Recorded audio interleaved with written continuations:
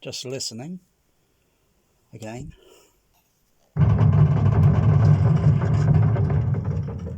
Flipping heck.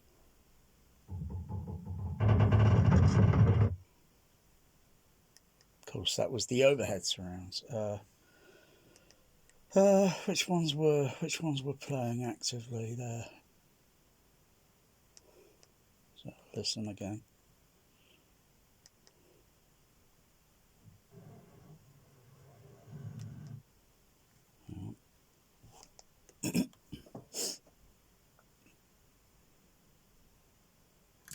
Just mute height 1 and height 3. Okay, that's height number 2.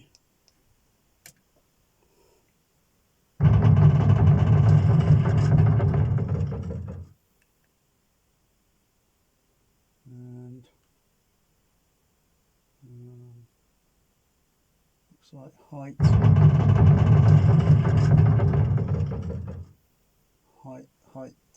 number, yeah, they're all utilizing randomly in the mix.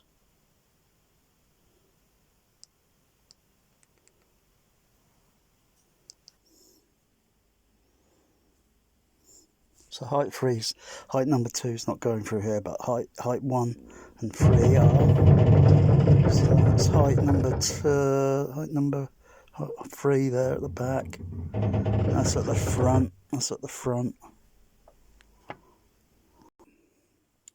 Yeah, I may just turn the fader down.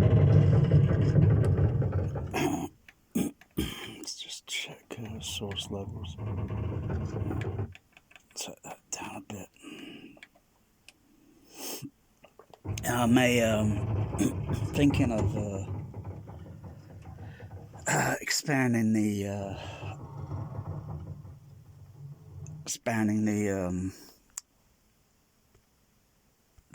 amount of overhead,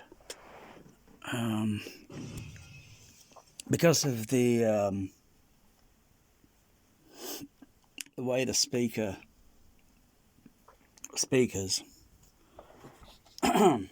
tend to radiate sound out the directional, as you go down lower in frequency. Some of those low frequencies could be pretty uniform for a single speaker, and you have another speaker then put in, and you maximize the uniformity of that frequency, as well as the sound pressure level would increase slightly. And then you go up to frequencies eventually where you can say, yeah, it's in that position there. You can test that with sine wave tones on the overhead speakers individually. You could test it with pink noise, using the REM, of course, and then using the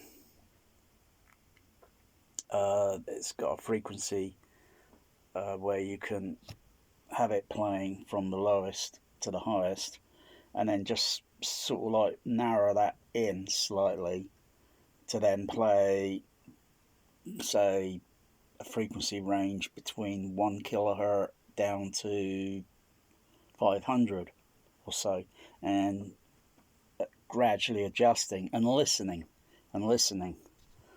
um, and then sort of maybe walking around the room. Then you know how floor, it might be. It needs improving, because real atmospheric, windy sounds, in real life, are totally uniform. There's no if, there's no but, there's no debate, and there's not even a vote about this, alright? It is totally, utterly uniform.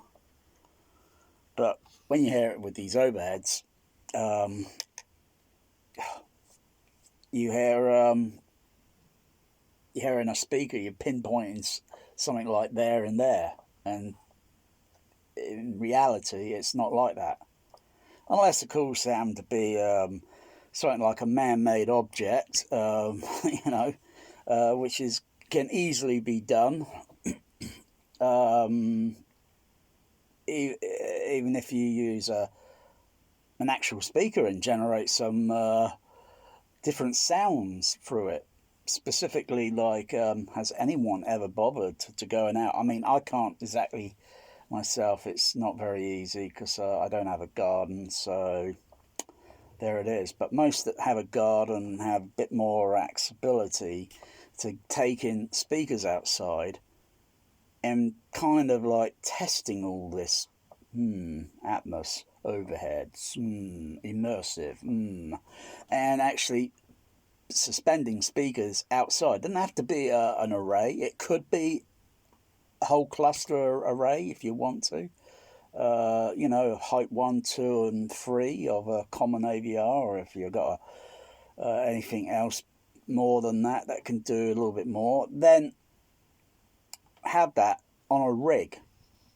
You can get something to hoist it up, and then have it on a truss sort of thing, where the speakers are overhead, and then you just listen to, say, like that sort of movie.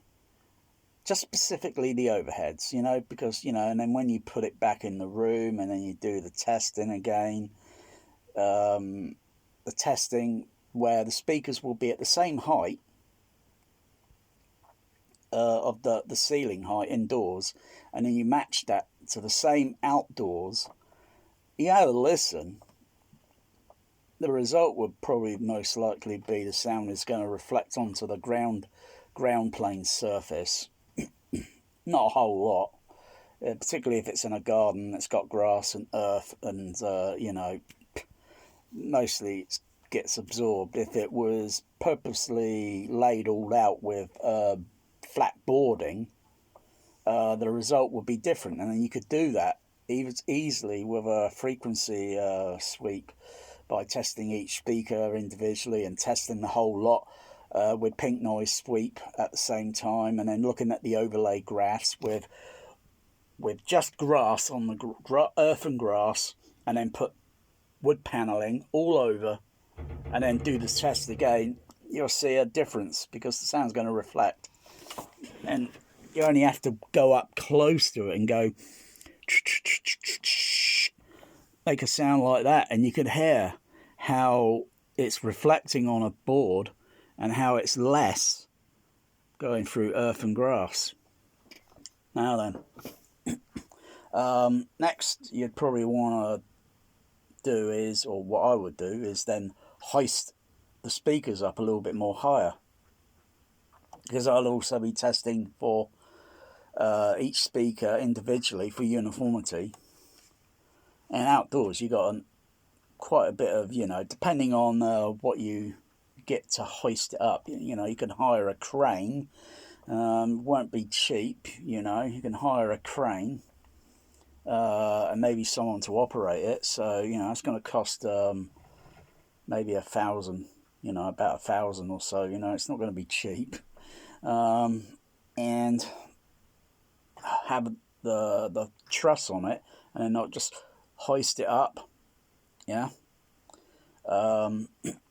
Higher than probably most cinemas' ceiling height. Most cinemas' ceiling heights might be maybe 70 feet, maybe 70 feet, maybe just a little bit more, depending on the outdoors of the building. And then you got the inside, because then you got a catwalk floating ceiling above, and then you got a catwalk above that maybe. But you get the height up, and then you test everything, because it's a no-brainer really. The closer you got a speaker, and then you listen to the tonal sound, and then you say, well, that's a speaker. And a speaker is, at the end of the day, depending on how it's designed and the stupidity of the price, the passive crossover, well, yeah, I mean, you could just say throw the passive crossover out, just use a DSP crossover, and then just dial in any frequency that's going to handle each driver within its limits.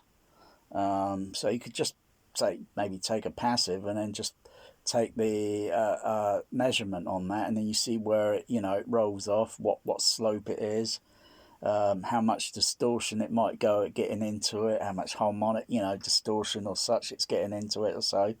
And then test it with an active crossover and use a different crossover slope, and then just use different crossover slopes for each, so you get a, oh, it's a helicopter overhead on height number, well actually it's on my middle overhead. Yeah, try doing that in your Atmos home theatre.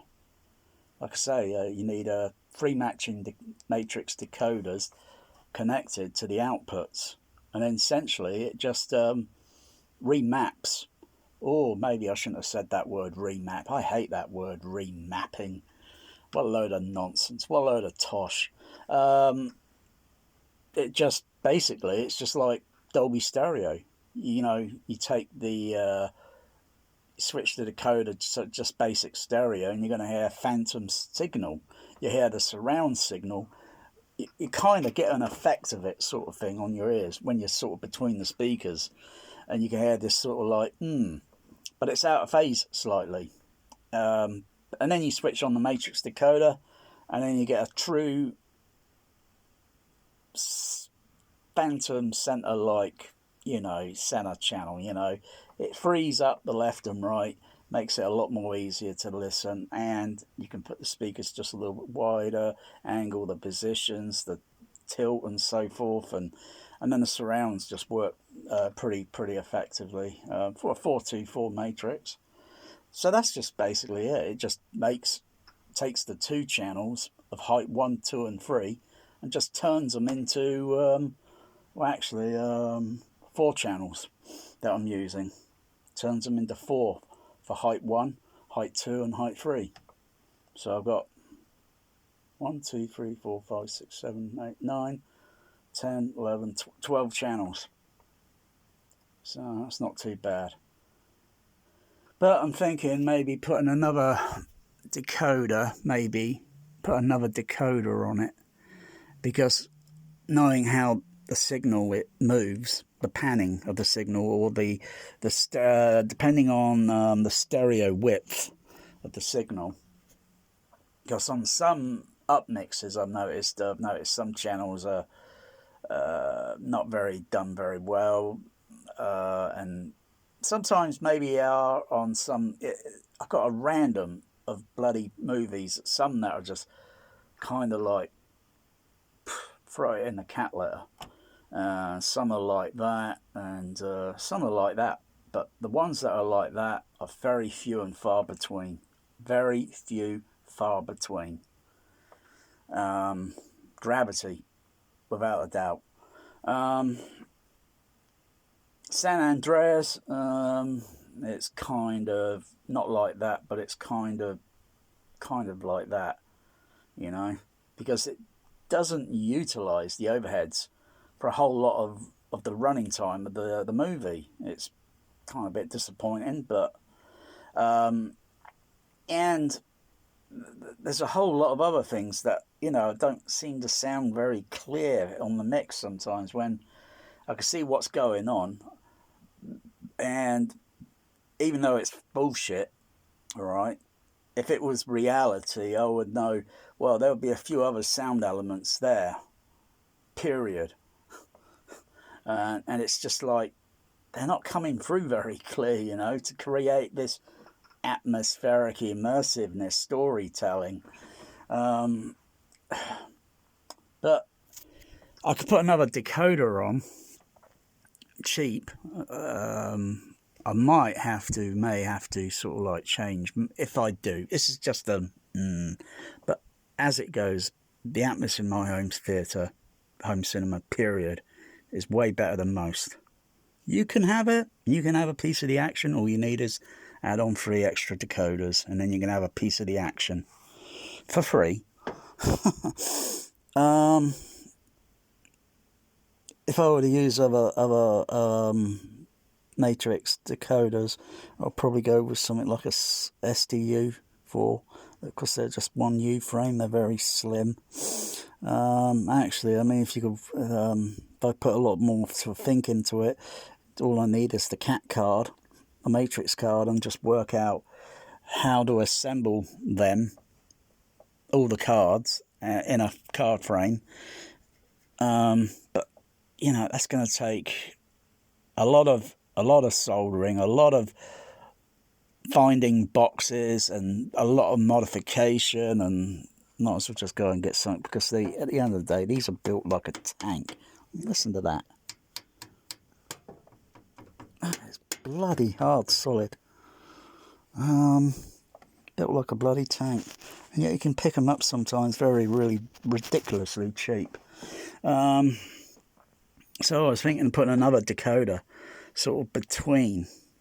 So any sound pan would kind of move from here and then shift into that position and then shift over there. Of course, using the other decoders. It's complicated. Or I could just simply just add in another speaker, another JBL 8330A into that position there. And can't really see this. Maybe I can adjust the... It's very difficult to see because of the lighting. Yeah, just turn the camera light on a little bit to counteract. And another position here. So that'd be like left channel here, here and here sort of thing with the center. And same over here with the right. So I just kind of widen the width out a little bit. The sound spread. And then probably do away with these lights, take them down and put something in a little bit different, because I wouldn't be able to put another speaker where that light is and just sort of continue it across the room a little bit. I can work it all out easily until it's, you know, it's just got totally an artificial overhead sort of bullshit immersiveness, you know.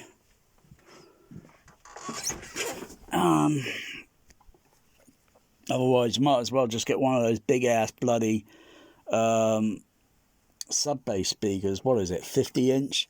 Just turn it into a full range speaker and just stick it right above, so it just plays full range sound. It still wouldn't cover it because, like I say, you listen, and then you notice there's some sort of additional flaw with the sound, and you know. But you know, that's what I call deep listening. That's what I call deep listening, and it's got nothing to do with bloody audiophile. It's just simply observing reality, because at the end of the day, they say a movie's larger than life. They may have been many years ago, or many decades ago. I'm not sure how many people, like myself, think more or less the same and know that this is not larger than life. It, you know, some of it's so damn loud with certain sounds that I can relate to in real life, and yet the real life sound of that is a lot less. It's the tonality. You know, mixers don't always get it right. Directors never always get it right, you know. There's a lot of... You've got to have a lot of engineers and technical minded and background, and, you know, what this should really sound like, or, you know, and... But at the end of the day, it's going to be put into a digital mix, of digital encoding, decoding it, played over, reproducing it over a loudspeaker, and yet that's not how it is in real life, you know.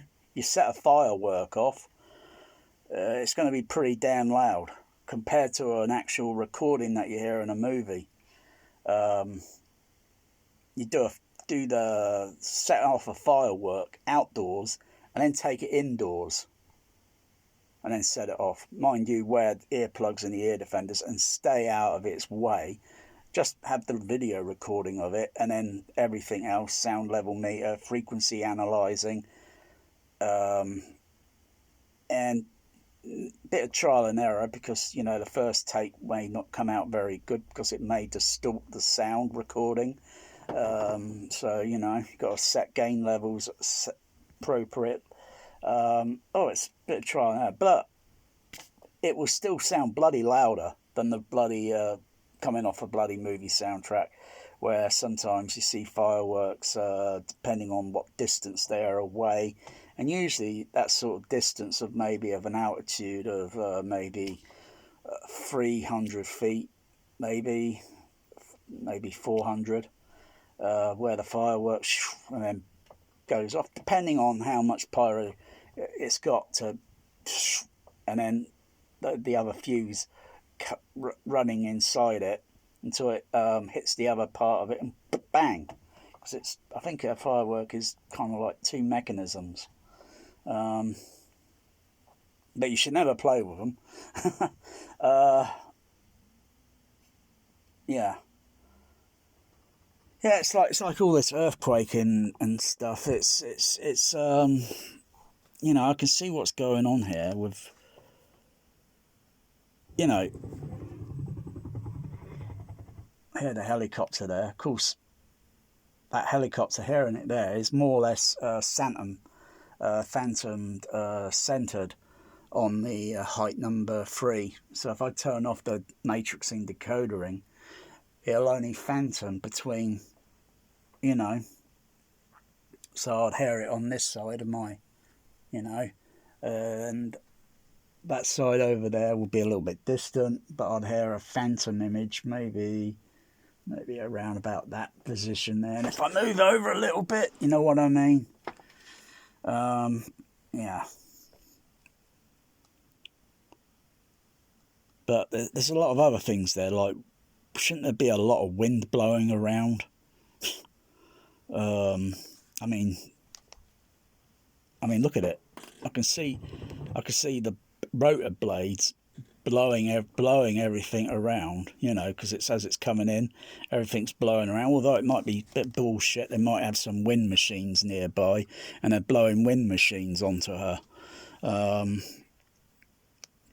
So but I can see that, but there should be a bit of windy sound going in this overhead. And like I say, I'm a bit of an advocate. I think there should really been a discrete below surround channel right from the moment this whole thing started 10 years ago, because then you can have sound at the floor level, literally discrete.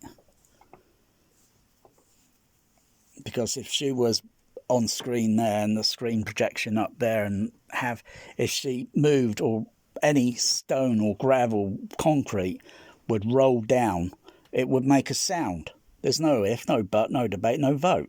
It will make a freaking sound there, and then you go like, wow, because then you're participating like freaking out sort of thing, depending on what mood you might be in. Even though it's all bullshit, you might think, wow, that's a pretty good psychoacoustic effect.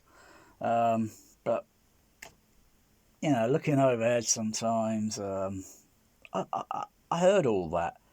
I heard all that at UCI when I was projectionist at UCI back in 1989.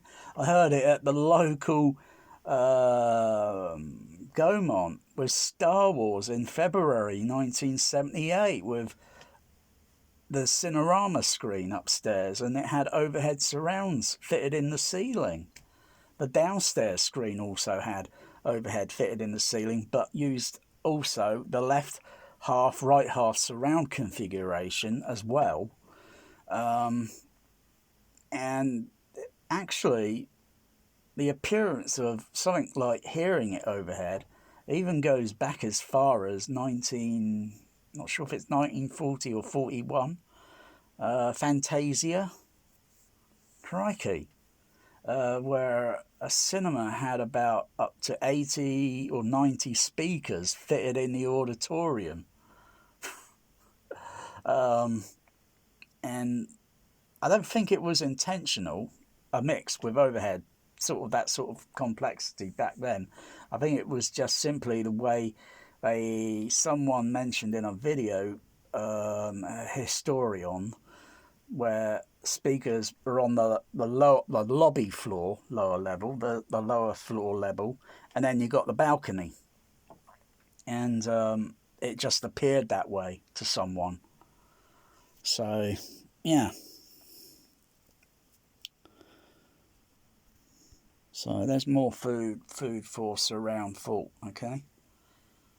Now just go and get some extra decoders. Just get some extra decoders.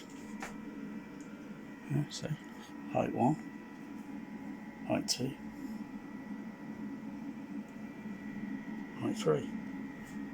And the middle channels, I call them dog channel. Woof woof.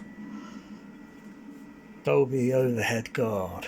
So you can forget about Aura and its 3D dimensionality and its VOGgy channel. Actually, I mean, I could still use that Aura, but I've only got a couple of movies. Yeah, that's all they made, is a couple of movies for it. Crikey, what a lot of joy that is.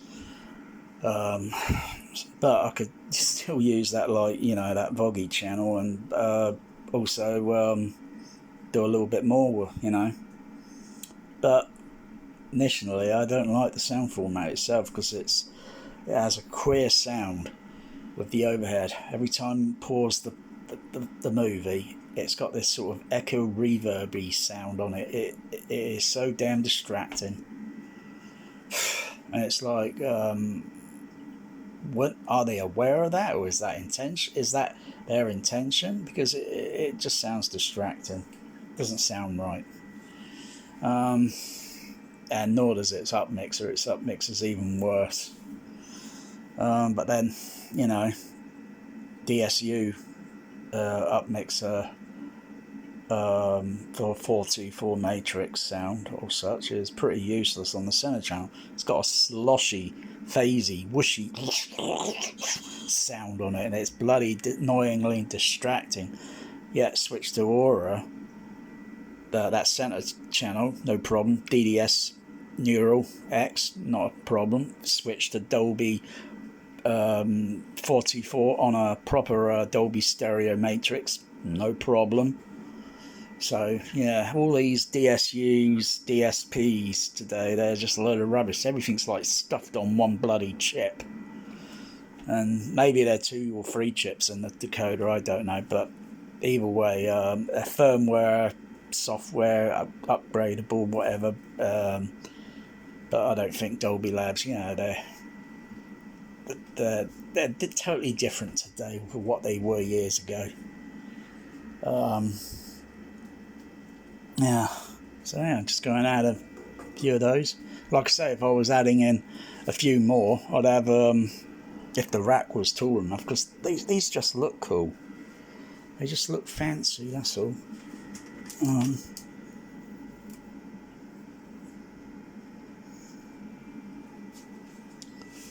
Yeah, just noticed something there. They just look fancy.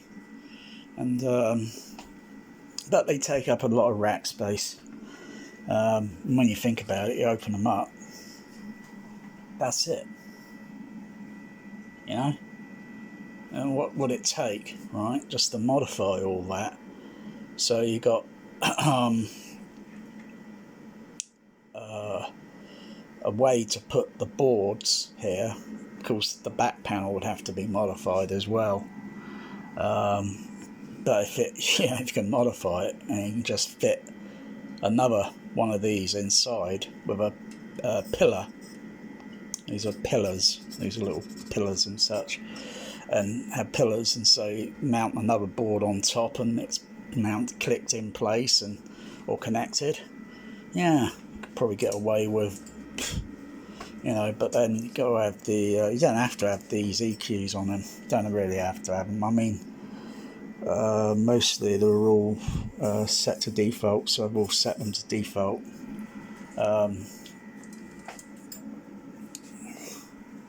Yeah.